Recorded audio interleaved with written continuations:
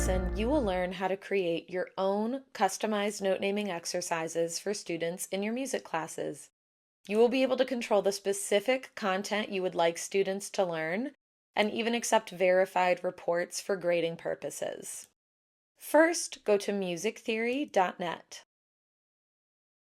In the top menu bar, select Tools. Scroll all the way down to the bottom under For Teachers. We will take a look at the code checker later, but for now, we're going to select the Exercise Customizer. For this lesson, we are creating a note identification exercise. First, I can select the clef or clefs I would like to appear in this exercise. We have the option of the grand staff and a variety of other clefs here. I'm going to create an exercise for my violists, so I'm going to choose just alto clef for this exercise. To go back to the rest of the options, hit the back arrow. Next, we select our note range. In this exercise, I only want my violist to be able to identify their D and A string notes. So I can use these arrows to customize which notes I want to be included in this particular exercise.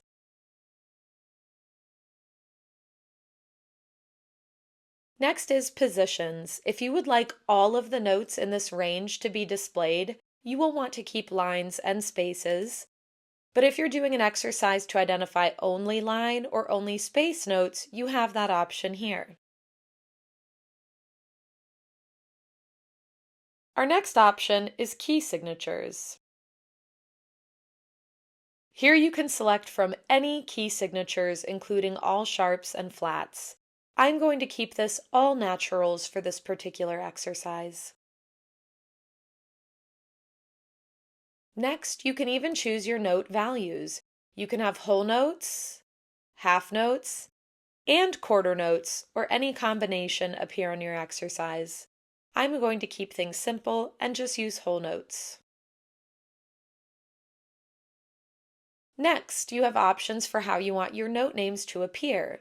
They can be letters.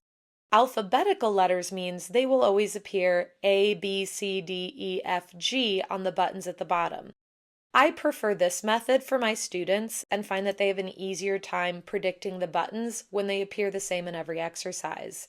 You can also choose scale degrees and even a variety of solfege.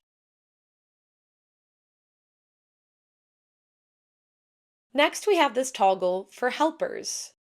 If you toggle this on the right side of the clef, there will be some note name helpers. This is a great option for students who are just beginning or to help differentiate for students who need a little bit of extra help.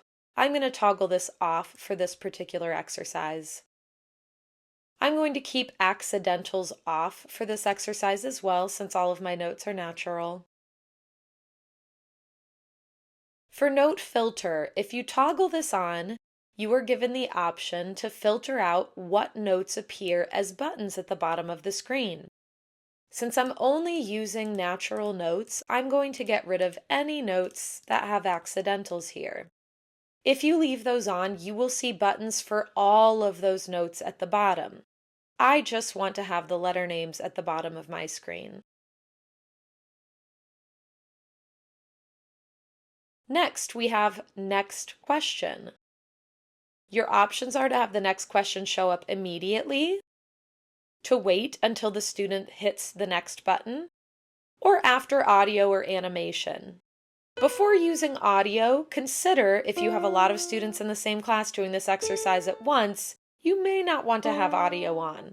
I want this to show up immediately so students can move as quickly as they are able to. Finally, we have challenge mode, which we can have on or off, and we can choose to have it a time limit, a question limit, and even to allow multiple attempts. The time limit goes all the way up to 30 minutes, though I recommend keeping it to 5 or less.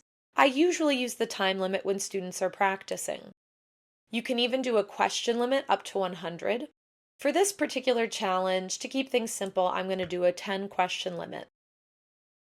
Multiple attempts will allow students to answer the same question if they got it wrong. The button will light up red, and they will be able to try again. I'm going to leave multiple attempts off in this case since I'm using it as a quiz. Once I'm sure I have selected all my customizations, the link automatically populates at the bottom of the screen. If I open this link, my exercise is right here. This is what students will see when you provide them with the link. They click Start Challenge. When they get notes correct, they light up green and move on to the next. You can see here where I just have A, B, C, D, E, F, G. These are where the accidentals would show up if I had flat or sharp keys as well. If I get a note wrong, it lights up red but still moves on to the next note. You can see at the top where my score keeps changing as I continue the exercise. And when I finish, I can click View Report. Here's where students can enter their name to sign the report. Once they enter their full name and click Sign Report, they're provided a code. If the students copy the link and provide you the link, you can enter that link into a browser and you can see the report for that student with their name at the top. If the student copies the code, you will not be able to populate their report in the web browser. Instead, if you go back to musictheory.net, Tools, and scroll down to the bottom where it says For Teachers, this is where you can use that code checker and paste the code here and click Verify. Now I can see the report for that student. Check out the next lesson to find out how to use Canvas to collect scores from students efficiently and effectively. Thanks for watching.